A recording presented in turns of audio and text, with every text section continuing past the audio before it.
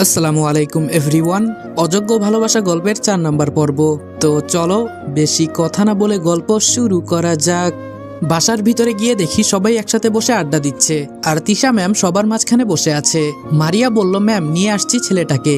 তিশা বলল, অফিসে যাইতা, সরাসরি বাড়িতে আসার কি দরকার ছিল? মারিয়া বলল, ম্যাম আমার মনে হয়েছিল এই বিষয়টা যেন কেউ জানতে না পারে, তাই গোপনে নিয়ে আসছি আপনার বাড়িতে। তিশা বলল, আচ্ছা আমার কেবিনে ওকে নিয়ে যাও, আমি আসছি। মারিয়া বলল, জি ম্যাম, এই চল। আমি মারিয়ার পেছনে পেছনে যেতে লাগলাম। একটু পর অফিসের মতো একটা রুমে নিয়ে গেল। এখানে মনে হয় তিশা ম্যাম কাজ করে। আমি বললাম, আচ্ছা মারিয়া ম্যাম, আপনি আর আমি তো বয়সে এক সমান। মারিয়া বলল, তো? আমি বললাম, আপনাকে ম্যাম বলতে ভালো লাগে না। মারিয়া বলল, দেখ সম্মান দিতে শেখ। আমি বললাম, আমি যখন তোমার সাথে একা থাকবো তখন শুধু মারিয়া বলবো, আর বাকি সময় ম্যাম বলবো। প্লিজ প্লিজ না করো না। মারিয়া কিছুক্ষণ আমার দিকে তাকিয়ে বলল, আচ্ছা বলিস। আর তুই এত কিউট কেন বলতো? আমি মনে মনে ভাবলাম, এই তো চান্স নেওয়ার সময় হয়ে গেছে। বললাম, কেন, আপনার বুঝি আমাকে পছন্দ হয়েছে? মারিয়া বলল, লিমিটের ভেতরে থাক। আমি বললাম, আচ্ছা আপনার মতো সুন্দর একটা মেয়ে কেন একটু পরপর রেগে যায় বুঝি না। মারিয়া বলল, এই চাকরিটাই এমন রে। আঙ্কেল বলল, তিশা ছেলেটাকে? তিশা বলল, সেটা তোমাদের জেনে লাভ নেই। আঙ্কেল বলল, ছেলেটা খুব সুন্দর আছে, তোর সাথে খুব মানাবে। তিশা বলল, দেখো আব্বু, আমি এখন বিয়ে টিয়ে করতে পারবো না, তাই এসব কথা আমার সামনে বলবা না একদম। আঙ্কেল বলল, আর কত এভাবে একা একা থাকবি? তিশা বলল, হঠাৎ যদি মনের মতো কাউকে পেয়ে যাই তাহলে বিয়ে করব। আচ্ছা বাবা, আমি এখন যাই, ওরা আমার জন্য অপেক্ষা করছে। এদিকে মারিয়া আমাকে বলল, আচ্ছা তুমি থাকো, আমি দেখি ম্যাম এখনো আসছে না কেন। আমি বললাম, তোমার আর যেতে হবে না, ওই দেখো চলে আসছে। মারিয়া বলল, ম্যাম আমি থাকবো নাকি বাইরে চলে যাব? তিশা বলল, বাইরে গিয়ে দাঁড়াও। মারিয়া বলল, জি ম্যাম, এই বলে চলে গেল। আমি মাথা নিচু করে দাঁড়িয়ে আছি। তিশা গিয়ে চেয়ারে বসলো। আমি দাঁড়িয়ে থেকে বললাম, আসসালামু আলাইকুম ম্যাম। কথাটা একটু ভয়ে ভয়ে বলে ফেললাম। একজন মন্ত্রীর সামনে কথা বলছি, ভাবতেই গা শিউরে উঠছে। আর তিশা একটা গেঞ্জি পরেছে, এত সুন্দর লাগছে, মনটা চাইছে এখনই বিয়ে করে ফেলি। ইস, এত সুন্দর লাগছে কেন? তিশা বলল, ওয়ালাইকুম আসসালাম, নিচে বস। আমি বললাম, না ম্যাম, এভাবেই ঠিক আছি। তিশা বলল, নিচে বসতে বলেছি বস, দাঁড়িয়ে থাকা লাগবে না। আমি বললাম, ম্যাম আমি একজন সাধারণ মানুষ, আপনি একজন মন্ত্রী, আপনার সামনে কিভাবে বসি ম্যাম? বসার কথা বলবেন না ম্যাম প্লিজ, এভাবেই ভালো লাগছে আমার। তিশা বলল, আজকে এত সম্মান করছো, সেই দিন এই সম্মান কই ছিল তোমার? আমি বুঝতে পারছি কোন দিনের কথা বলছে। ওই যে অনুষ্ঠানে বসে বসে তিশাকে লাইভে দেখছিলাম, ওই দিনের কথাই বলছে। সত্যি কথা বলা যাবে না, নইলে ধরা খাইলে জামিন নাই। আমি বললাম, আসলে ম্যাম ওই দিন আমার ফোনে কি জানি সমস্যা হয়ে গেছিল, তাই ভয় পেয়ে গিয়েছিলাম, তাই ফোনটা টিপে ঠিক করতে করতে আপনার অনুষ্ঠান শেষ হয়ে গেছে, এই জন্য দেখতে পারি নাই। আর আমি গরিব ঘরের ছেলে তো ম্যাম, আমার আরেকটা ফোন কেনার মতো সামর্থ্য নাই। তিশা বলল, বুঝতে পারলাম। আচ্ছা এখন বলো তোমার নাম কি? আমি বললাম, জি ম্যাম, রনি। তিশা বলল, কারো সামনে নাম বলতে হলে সম্পূর্ণ নাম বলতে হয় জানো না? আমি বললাম, আসলে ম্যাম আমার খুব ভয় লাগছে। তিশা বলল, ভয় পাওয়ার কিছুই নেই, তুমি নির্ভয়ে কথা বলো। আমি বললাম, জি ম্যাম, আমার সম্পূর্ণ নাম মোহাম্মদ রেদওয়ান হাসান রনি, আর আমার পরিবারে মা আর বোন আছে, বাবা নেই, আর আমি একটা ছোট্ট দোকানে কাজ করি। তিশা বলল, বুঝতে পারলাম। তোমাকে এখানে কি কারণে নিয়ে আসছি জানো? আমি বললাম, না ম্যাম, কেন আমাকে এখানে নিয়ে আসছেন আমি কি জানতে পারি? তিশা বলল, অবশ্যই, তোমাকে আমার গোয়েন্দার জন্য রাখা হবে, মানে আমার কে কে শত্রু সবকিছু তোমাকে গোপনে খবর রাখতে হবে, পারবা তো? আমি বললাম, জি ম্যাম অবশ্যই, কিন্তু এসব কিভাবে করতে হয় আমি তো কিছুই জানি না। তিশা বলল, সব তোমাকে শিখিয়ে দেওয়া হবে, আর কেউ যাতে বুঝতে না পারে তুমি আমার জন্য কাজ করতেছো। আমি বললাম, জি ম্যাম, তবে আমি কি দোকানের চাকরি ছেড়ে দিব? তিশা বলল, অবশ্যই। আমি বললাম, আচ্ছা ম্যাম। তিশা বলল, টাকা নিয়ে চিন্তা করো না, 50,000 টাকা মাসে তোমাকে দেওয়া হবে। আমি মনে মনে বললাম, এই চাকরি তো আমার বাপদাদা 14 গোষ্ঠী করবে, আমার তো টাকাই দরকার, আর ক্রাশের সাথে কাজ করার মজাই আলাদা, চোখে তো দেখতে পারবো। তিশা বলল, আমি আবারও বলছি, তুমি যে আমার জন্য কাজ করবা এই কথাটা যেন কেউ জানতে না পারে, এমনকি তোমার আপনজন না। আমি বললাম, জি ম্যাম, আপনি নিশ্চিত থাকতে পারেন, কেউই জানতে পারবে না। হঠাৎ আমার নজর পড়ল তিশার মুখের দিকে। তিশা কথা বলার সময় অনেক সুন্দর লাগে, এখন তো আরো কাছে থেকে দেখছি। ইস, ওর মতো যদি একটা মেয়েকে বিয়ে করতে পারতাম তাহলে জীবনে আর কিছু লাগতো না। তিশা বলল, এখন তুমি যেতে পারো, আর কালকে ঠিক 9টায় এই জায়গায় থাকবে, তোমাকে সবকিছু শিখিয়ে দেওয়া হবে। আমি বললাম, জি ম্যাম। আমি আস্তে আস্তে রুম থেকে বের হতেই কে জানি ডাক দিল। আঙ্কেল বলল, এই ছেলে এই দিকে আসো। আমি মাথা নিচু করে ওইদিকে গেলাম। আমি বললাম, আসসালামু আলাইকুম আঙ্কেল, কেমন আছেন? আঙ্কেল বলল, ওয়ালাইকুম আসসালাম, আমি ভালো আছি, তুমি কেমন আছো বাবা? আমি বললাম, জি আঙ্কেল, আমিও ভালো আছি। আঙ্কেল বলল, তোমার নাম কি? আমি মনে মনে বললাম, আগের মতো আর ভুল করব না। আঙ্কেল, আমার নাম মোহাম্মদ রেদওয়ান হাসান রনি। আঙ্কেল বলল, ভালো নাম, তোমার বাবা কি করে? আমি বললাম, জি আঙ্কেল, আমার বাবা নেই, উনি মারা গেছেন। আঙ্কেল বললেন, সরি, আমি বুঝতে পারি নাই, তুমি মন খারাপ করিও না বাবা। আমি বললাম, আরে আঙ্কেল, সমস্যা নেই। আঙ্কেল বলল, এখন তুমি যেতে পারো। তিনি মনে মনে বললেন, একে দিয়েই চলবে। আমি বললাম, জি আঙ্কেল, এই বলে বেরিয়ে পড়লাম। বাইরে গিয়ে দেখি মারিয়া দাঁড়িয়ে আছে। আমি বললাম, ওই মারিয়া, কি করস? মারিয়া আমার দিকে চোখ বড় করে তাকিয়ে আছে। আমি বললাম, সরি মারিয়া ম্যাম। মারিয়া বলল, ম্যাম কি বলছে তোরে? আমি বললাম, বলছে আপনার সাথে নাকি আমার বিয়ে করিয়ে দিবে। মারিয়া বলল, আমাকে ভয় হয় না তোর? এই যে এত বডিগার্ড দাঁড়িয়ে আছে, এদের যদি বলি সবাই তোরে ধরে নিয়ে যাবে। আমি বললাম, আপনার মতো ভালো একটা মেয়ে এমন করতেই পারে না। মারিয়া বলল, আচ্ছা আমি যাই, ম্যাম মনে হয় আমাকে ডাকছে। আমি বললাম, কোথায় যাবেন? আমাকে বাসায় কে নামিয়ে দিয়ে আসবে? মারিয়া বলল, কেন, তুই একা একা চলে যা। আমি বললাম, তাহলে আমার যাওয়ার টাকা দিন, আমি চলে যাই। মারিয়া বলল, বাবা এই নে, এখানে 200 টাকা আছে, এখন আমার সামনে থেকে যা, পুরা মাথা খেয়ে ফেলেছিস। আমি বাসা থেকে বের হয়ে একটা দোকানে গিয়ে কিছু মিষ্টি কিনে বাড়ির দিকে রওনা দিলাম। দেখতে দেখতে বাসায় এসে পড়েছি। কলিং বেল বাজতেই ঈশা এসে দরজা খুলে দিল। ঈশা বলল, ভাইয়া তোর হাতে কি? আমি বললাম, বলা যাবে না। ঈশা বলল, বল না ভাইয়া। আমি বললাম, আম্মুকে ডাক দে। ঈশা আম্মুকে ডাক দিতেই আম্মু বলল, কি হয়েছে, গরুর মতো এত চেঁচামেচি করছিস কেন? ঈশা বলল, আমি গরু? আমি বললাম, এই ঈশা চুপ কর, আর আম্মু এই নাও মিষ্টি খাও। আম্মু বলল, কিসের মিষ্টি? আমি বললাম, 2টা ভালো নিউজ আছে। মিলি বলল, তাড়াতাড়ি বল ভাইয়া, কি নিউজ?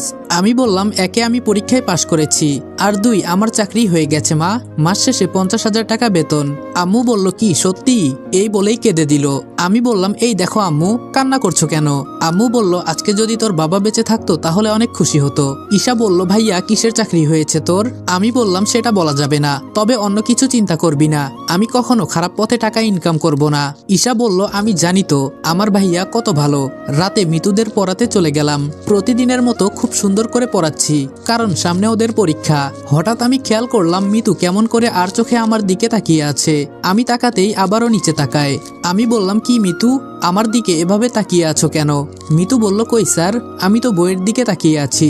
আমি বললাম, আজকে প্রথমবার বলে কিছু বললাম না, দ্বিতীয়বার যেন এমন না হয়, মনে রাখিও। মিতু কোনো কথা বলে না, আর ফারজানা শুধু মুচকি হাসছে। ওরা 2 বোন যে কখন কি করে কিছুই বুঝি না। পড়া শেষ করে বাহিরে এসে দেখি আঙ্কেল সোফায় বসে আছে। আমি বললাম, আঙ্কেল আপনার সাথে আমার কিছু কথা ছিল। আঙ্কেল বললেন, হুম বলো। আমি বললাম, আঙ্কেল আসলে আমি দোকানের চাকরিটা করতে পারবো না, আমার অন্য জায়গায় চাকরি হয়ে গেছে। আঙ্কেল বললেন, সেটা তো খুব ভালো কথা, কিন্তু কিসের চাকরি হয়ে গেছে এত তাড়াতাড়ি? আমি বললাম, আসলে আঙ্কেল আমি যেখানে চাকরি করি এটার মালিক আমাকে না করেছে বলার জন্য, কয়েকদিন পর ওই কোম্পানি সবার সামনে আসবে। মিথ্যা বললাম। আঙ্কেল বললেন, আচ্ছা আমি বলবো না দোকানের মালিককে। আর তোমার 1 মাসের বেতন কি দিয়েছে? আমি বললাম, না আঙ্কেল, আজকে দেওয়ার কথা ছিল। আঙ্কেল বললেন, আচ্ছা আমি বলবো নে, তুমি কোনো চিন্তা করিও না। আমি বললাম, ধন্যবাদ আঙ্কেল। এই বলে বাসায় চলে গেলাম। হয়তো আপনারা ভাবছেন এত টাকা বেতনের চাকরি করব তাও কেন টিউশনই বাদ দেই না। আসলে যিনি আমার বিপদের সময় পাশে ছিলেন তার কথা তো আর ভুলতে পারি না। আর বড় কথা হলো আমার তো আর বাসা ভাড়া দিতে হয় না, এই টিউশনিতেই চলে যায়। রাতে খেয়ে ঘুমিয়ে গেলাম। তবে সকালে যখন ঘুম ভাঙে ভাঙে অবস্থা, তখন মনে হলো কে জানি আমার মাথা টিপে দিতেছে। আমারও অনেক ভালো লাগছিল, তাই শুয়ে আছি। হয়তো আমার মা, না হলে আমার বোন মাথা টিপে দিচ্ছে, এই মনে করে শুয়ে আছি। কিন্তু হঠাৎ আমার ঠোঁটের উপর কিস করতেই আমি লাফিয়ে উঠলাম, কিন্তু সামনে কাউকে দেখতে পেলাম না। কি ব্যাপার, তাহলে এতক্ষণ এখানে কে ছিল? নাকি স্বপ্ন দেখছিলাম? ধুর, কিছুই বুঝতে পারছি না। নাকি সকাল সকাল আমার মাথায় খারাপ হয়ে গেছে। ঠোঁটে হাত দিয়ে দেখি হাতে লিপস্টিক লাগানো, তার মানে এখানে সত্যি সত্যি কেউ এসেছে। আয়নার সামনে গিয়ে ঠোঁটের লিপস্টিক মুছে নিলাম। বাথরুমে গিয়ে ফ্রেশ হয়ে বাহিরে এসে দেখি আম্মু, মিতু, ঈশা, ফারজানা সবাই একসাথে নাস্তা করছে। কি ব্যাপার, আজকে দেখি সবাই একসাথে নাস্তা করছে, তার মানে আমার রুমে কেউ গিয়েছিল। জিজ্ঞেস করব নাকি করব না? আম্মু বলল, দাঁড়িয়ে আসত কেন, বস এখানে। আমি বললাম, হুম। আম্মুর কথা মতো বসলাম।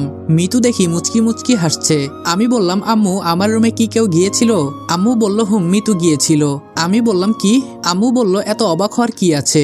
আমি মিতুর উপর বড় বড় চোখে তাকাতেই মিতু নিচে তাকিয়ে নাস্তা করতে লাগলো। ঈশা বলল ভাইয়া আমার মনে হয় আজকে তোর দিনটা অনেক ভালো যাবে। আমি বললাম আমার দিন এমনিও ভালো যাবে, সেটা তোর বলতে হবে না। কোনো মতে নাস্তা করে রুমে গেলাম। মিতুর সাহস দিনে দিনে বাড়ছে, ওকে কিছু একটা বলতে হবে।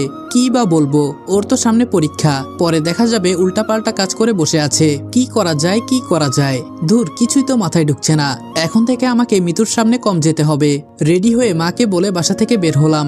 একটা রিক্সা নিয়ে ম্যামের বলা জায়গায় যেতে লাগলাম। হঠাৎ দেখি পকেটে থাকা ফোনটা বাজতেছে। দেখি ফাহিম কল করেছে। আমি বললাম কি রে ফাহিম, কেমন আছোত? ফাহিম বলল ভালো আর থাকি কই, শুনলাম তুই নাকি নতুন চাকরি পেয়েছিস, তোর কপাল তো খুলে গেছে রে বন্ধু। আমি বললাম চিন্তা করিস না, তোর জন্য আমি চাকরির ব্যবস্থা করব। ফাহিম বলল তাহলে তো খুব ভালো হয় বন্ধু। আমি বললাম মাসের টাকা দিয়েছে? ফাহিম বলল আজকে দিবে, আর তোর টাকাগুলো আমি নিয়ে নিবনি, পরে তোর বিকাশ নম্বরে ছেড়ে দিব। আমি বললাম আচ্ছা তোর টাকাগুলো রেখে দিস। ফাহিম বলল এখন তুই কই যাস? আমি বললাম ট্রেনিং এ। ফাহিম বলল আচ্ছা যা, এই বলে ফোন রেখে দিল। কিছুক্ষণ পর আমি সেই জায়গায় চলে আসলাম। রিক্সাওয়ালার ভাড়া দিয়ে হেঁটে একটু সামনে গেলাম। দেখি 5 জন মানুষ দাঁড়িয়ে আছে। আমি যেতেই বলল আপনি কি রনি? আমি বললাম হুম। বলতেই তারা একটা রুমে নিয়ে গেল। এখানে তেমন কেউ নেই আমাদের ছাড়া। আমাকে কিভাবে কি করতে হবে, বিপদে পড়লে কিভাবে বাঁচতে হবে, আর কিভাবে গোপন খবর রাখতে হবে, একে একে সব শিখাতে লাগলো। কখন যে রাত 1টা বেজে গেল বলতে পারি না। তারা আমাকে সবকিছু শিখিয়ে বিদায় নিয়ে চলে গেল। এখন শুধু আমি একা দাঁড়িয়ে আছি। মনে মনে চিন্তা করতে লাগলাম এত রাতে তো মনে হয় একটা গাড়িও পাবো না। কি করা যায়? ধুর, সাথেও তো কেউ নেই। হঠাৎ অচেনা নাম্বার থেকে একটা কল। এত রাতে আবার কে ফোন করেছে? ফোনটা রিসিভ করে বললাম কে বলছেন? মারিয়া বলল এই তুই কোনো কথা বলবি না, তোর জন্য ম্যাম এখনো আমাকে ছুটি দেয় নাই। আমি বললাম আরে মারিয়া যে। আমি আবার কি করেছি গো মিস মারিয়া? মারিয়া বলল তোর জন্য ম্যাম আমাকে এখনো বাড়িতে যেতে দেয় নাই, বলেছে তোর ট্রেনিং কখন শেষ হবে এর খেয়াল রাখতে। আমি বললাম ভালো করেছে, এখন আমাকে এখান থেকে নিয়ে যা, একটাও গাড়ি নেই এখানে। মারিয়া বলল আমি পারবো না, তুই এখন একা একা বাড়িতে যা। আমি বললাম তুই যে এইগুলা কথা বলতেছিস সবগুলা আমার ফোনে কিন্তু রেকর্ড হইতেছে, ম্যামকে যখন শোনাবো তখন মজা বুঝতে পারবি। মারিয়া বলল তোর কাছে মাফ চাই, আমি ড্রাইভার পাঠাইতেছি। আমি বললাম আচ্ছা তুই এখন চলে যা বাড়িতে, এমনিই অনেক রাত হয়ে গেছে, আর আমি যে তুই তুকারি করছি তুই মাইন্ড করলি না তো? মারিয়া বলল আরে না, আচ্ছা তুই গাড়ি আসলে চলে যাস। আমি বললাম হুম, আমার জন্য তোর চিন্তা করতে হবে না। মারিয়া বলল কে বলেছে তোর জন্য আমি চিন্তা করি, খেয়ে দিয়ে তো আমার কোনো কাজ নেই, ম্যাম বলেছে দেখে শুধু। আমি বললাম হুম বুঝেছি তো, তুমি মাইনকার চিপায় পরে সব করছো।